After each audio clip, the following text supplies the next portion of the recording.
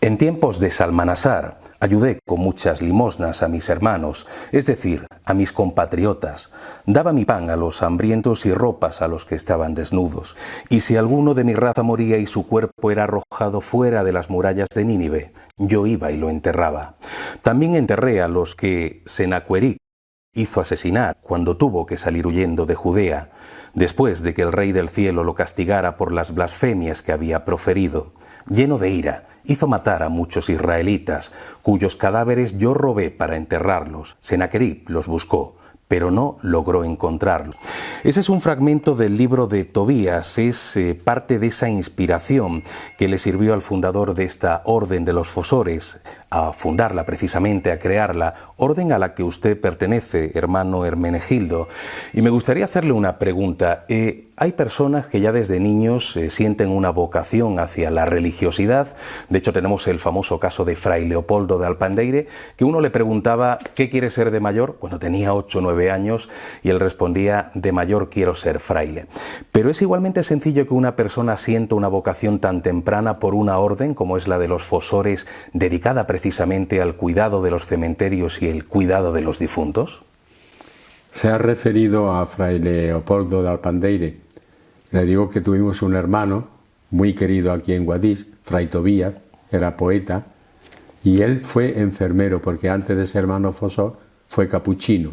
Él fue enfermero de Fray Leopoldo. Qué bueno. Y nos hablaba mucho de Fray Leopoldo. Y decía él que no era un fraile así, diríamos, muy santurrón. No, Fray Tobías era muy humano y era muy... Sí. Y decía él que Fray Leopoldo ya se veía que era santo. Eso, dicho en boca de otro fraile, sí, y más compañero de comunidad, eso quiere decir mucho. Claro. Del fraile al que se ponía el calificativo de santo. Él decía, Fray Leopoldo efectivamente era santo. Ha dicho usted también, quiero ser fraile, sí, sin especificar, claro, sin decir dominico, jesuita, capuchino, franciscano, comboniano, misionero, no, fraile. Eso es una idea que hemos tenido mucho, y yo entre ellos. Yo desde pequeño, cuando mis padres me decían o alguien me preguntaba, yo siempre decía, yo quiero ser cura o quiero ser fraile. En eso en mí, después de que ha sido uno mayor y analiza las cosas de pequeño, yo quería decir que no quiero ser un niño como los demás, quiero ser algo distinto. Luego cuando fui mayor y ya trabajé y ganaba dinero en el trabajo, yo decía, yo trabajo, pongo mi corazón, pongo mi alma en el trabajo, luego llega el fin de semana o al final de mes, me dan un dinero y si te vi no me acuerdo, yo esta clase de paga no la quiero. Quiero trabajar en otro sitio, de otra manera. Y sin darme cuenta yo era esta, la de ser fraile. Claro, es verdad que tenemos que comer y tenemos que ganar dinero, sí, tenemos necesidades, pero no es la necesidad de un padre de familia que tiene que cuidar a sus hijos, a su mujer, a su casa. Claro, o sea, ya desde pequeño usted sentía esa vocación, sí, hacia la espiritualidad, sí, hacia Dios. Hablaba de trabajo. ¿Qué fue el hermano Hermenegildo antes de ser el hermano Hermenegildo? Bien, cuando yo vine al convento con 21 años, yo hacía muy poco que había dejado de trabajar en correos. En el correo, en el pueblo donde yo soy del Campillo, de la zona minera de Río Tinto, pues era estafeta. Es una parte de cómo se divide la oficina, o cómo se dividía, porque el correo de antes no tiene nada que ver con el correo de ahora, desgraciadamente. Sí. Se dividía en estafeta, administración, y nosotros allí, a pesar de que era un pueblo de 3.000 habitantes, pues en la oficina de correo trabajamos de todo, incluso la caja postal de ahorro, cuando no había banco en los pueblos, existía la caja postal de ahorro, nosotros la teníamos en correo. Entonces teníamos allí certificados, objeto asegurado, la caja postal, hacíamos de todo en el pueblo.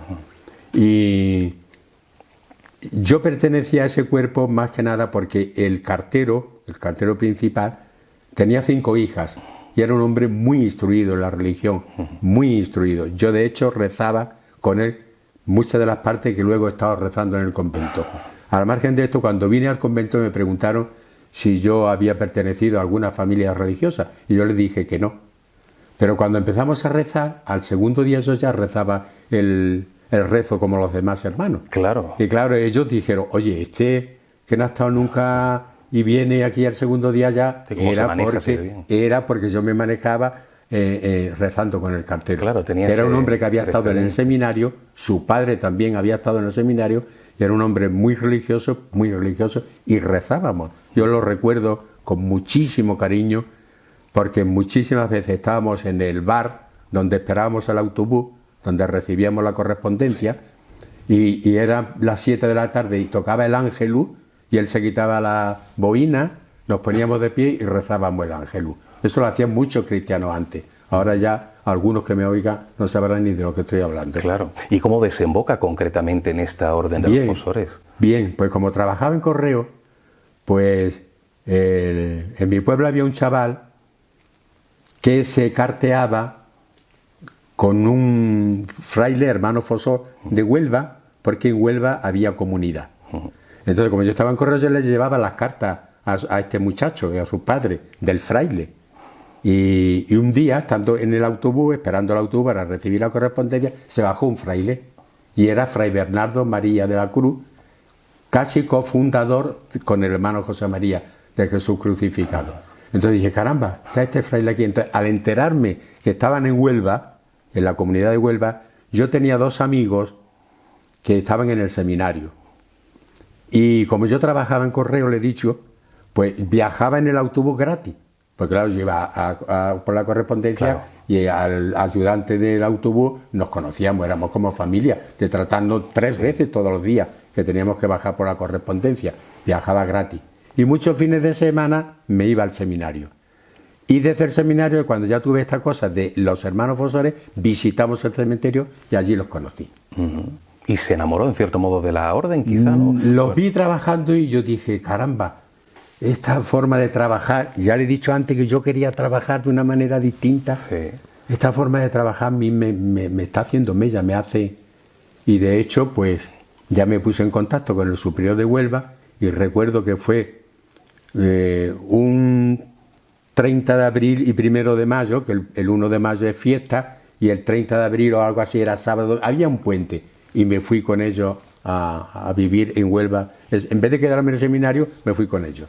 Ahora conoceremos qué es lo que hace un hermano Fosor, pero es curioso cómo a usted le sedujo aquello que seguramente hubiera echado para atrás otra persona, ¿no? Que es el trabajo duro, ¿no? Porque ser hermano Fosor, como luego comprobaremos, no es excesivamente fácil. Pero me gustaría saber un poquito cómo nace la orden. Hemos hablado antes de este personaje, Fray José María de Jesús crucificado, y parece que fue en el año 1953 cuando inicia esta aventura. ¿Pero de qué manera?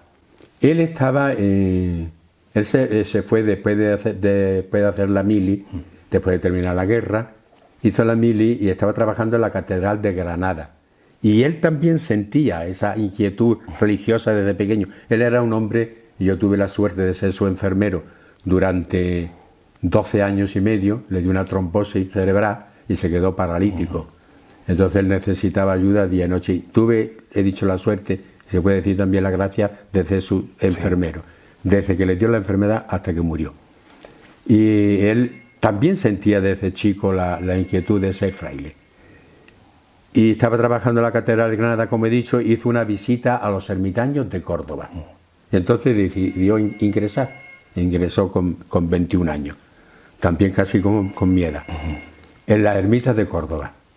Y allí el superior de la comunidad lo puso al cargo del cementerio de la comunidad. Ajá. Porque allí hay un cementerio donde los ermitaños se enterraban, morían y se enterraban allí. Y él era el encargado del cementerio. Y él contaba que estando en el cementerio, limpiándolo, ordenándolo, porque la limpieza para los ermitaños era muy, muy, muy esencial. El cementerio era como una patena. Y le vino leyendo el libro, precisamente lo que usted ha leído al principio de esta entrevista, dijo, caramba, y la Iglesia está muy necesitada de que exista una orden religiosa que viva allí, se dedique en cuerpo y alma al cuidado de los cementerios, ya no tanto a enterrar o ir por los cadáveres, que en la fundación de Jerez de la Frontera, que fue la segunda que se hizo después de la casa de Guadí, iban los hermanos a recoger los difuntos a la calle. Claro, y luego los llevaban al cementerio y los enterraban ellos.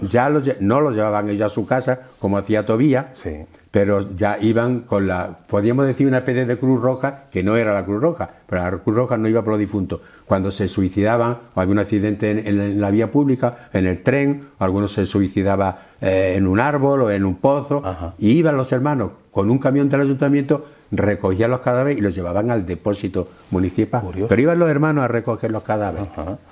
Y esta idea de Fray José María de Jesús crucificado parece que finalmente cuaja, o sea, él propone crear esa orden. Él vino en el año 52. Como él era profeso ya de la orden de los ermitaños, había precisamente ese fraile que le he señalado al principio, Fray Bernardo María de la Cruz, que era novicio. Entonces, en el año 52, él viene con el novicio para ver la fundación, hablar con el obispo sobre la fundación. Esto nace antes. Hubo un sacerdote de la diócesis de Guadix, don Manuel Capel, de un pueblo de Guadix. Estuvo en las ermitas, iba con bastante frecuencia a visitarlo. Y allí se retiraba, estaba unos días de descanso, de relax. Luego, no era él solo, había muchos sacerdotes. Y a este Capel, el Fray José les puso la idea que tenía él en la. Y dice, hombre, pues es una cosa muy curiosa y además nueva en la iglesia. Sí, sí. Porque había enseñanza, había de la sanidad, pero de esta clase de caridad, de obras de misericordia, no. Y se la expuso al señor obispo, que era don Rafael Álvarez Lara, en aquellos tiempos.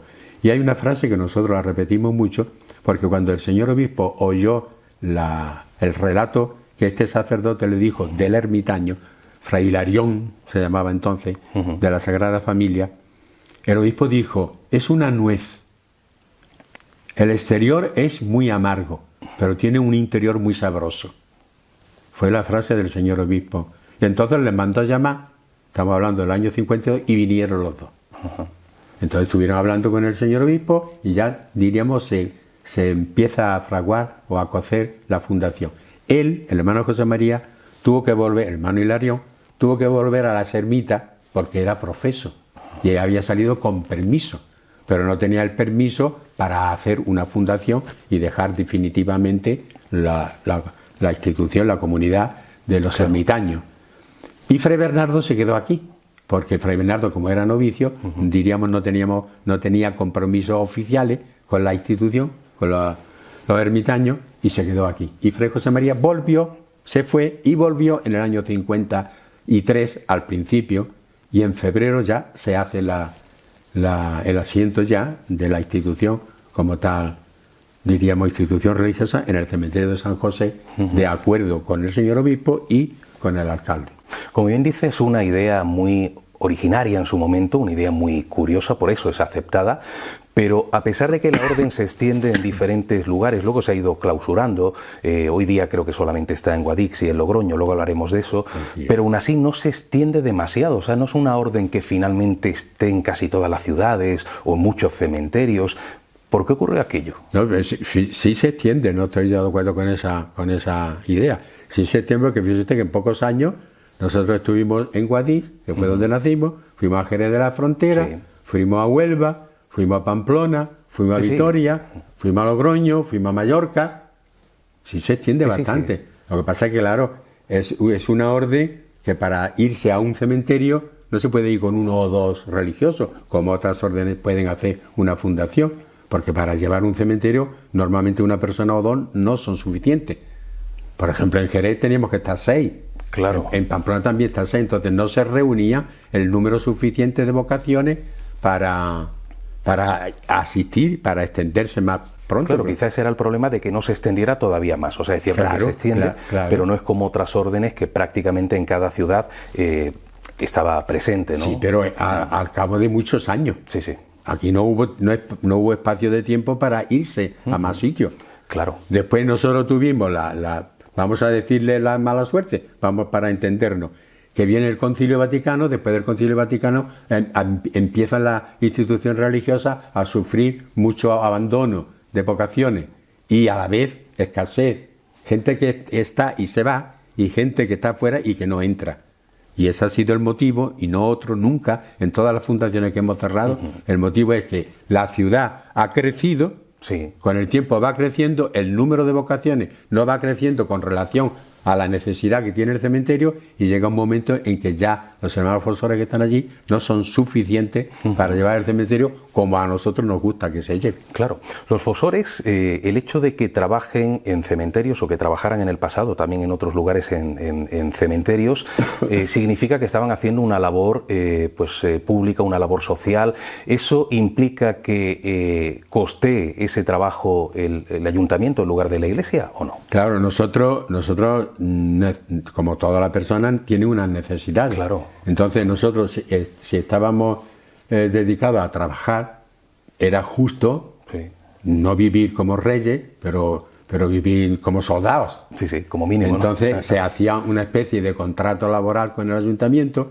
El fray José, con esta capacidad que él tenía y siempre con esta visión de iglesia y de religiosidad, ¿cuánto necesitamos para vivir decentemente? Lo repito, no como reyes, sino como soldados. Aquí, 500 pesetas.